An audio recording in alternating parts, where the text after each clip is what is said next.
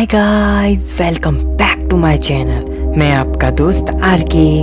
Guys, आपका दोस्त वापस आ गया है एक नई कहानी के संग। दोस्तों, आपको कहानियाँ कैसी लगती हैं सुनने में कमेंट करके ज़रूर बताएं। चलिए गाइस, आपका वक्त और ना खर्च करते हुए आज की कहानी आप सभी के सामने प्रस्तुत करते हैं। एक बार की बात है, एक सीएस नाम का एक व्यक्ति हुआ करता था। उसके परिवार में उसकी पत्नी रेशमा और उसका 16 वर्ष का एक बच्चा था। उसका नाम वरुण था। सीएस के माता पिता कुछ साल पहले ही गुजर गए थे और उनका परिवार अभी इतना ही था। सीएस और उसकी पत्नी एक बहुत ही बड़ी दुकान चलाते थे।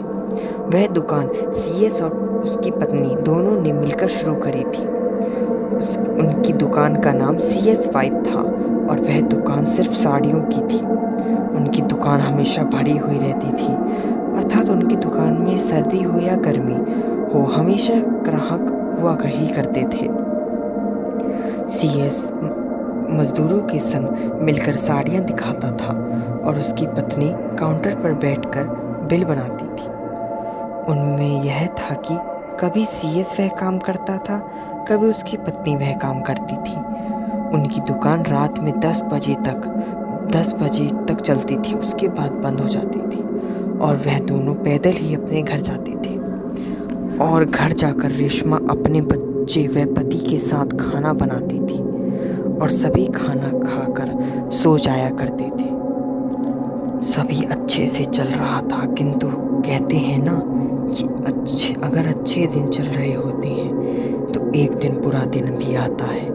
यही नियति का विधान है।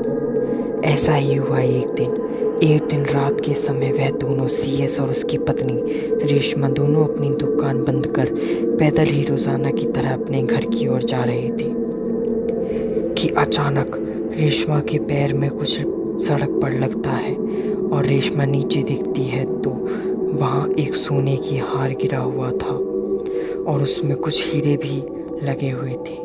उसका पति यह हार देख कहता है कि भाग्यवान, लगता है कि यह किसी औरत का गिरा हुआ है। उसकी पत्नी कहती है कि हाँ, वरना कोई जानबूझकर यह इतना बहुमूल्य हार कोई गिरा कर ही क्यों जाएगा।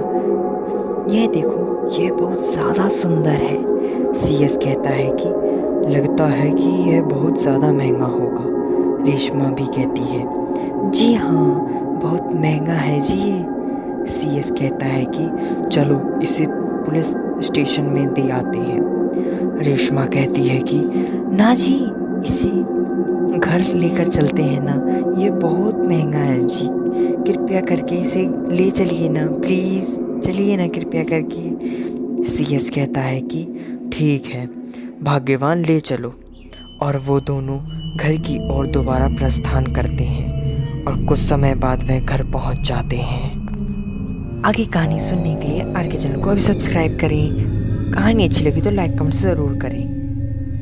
चलिए, अब तक के लिए धन्यवाद।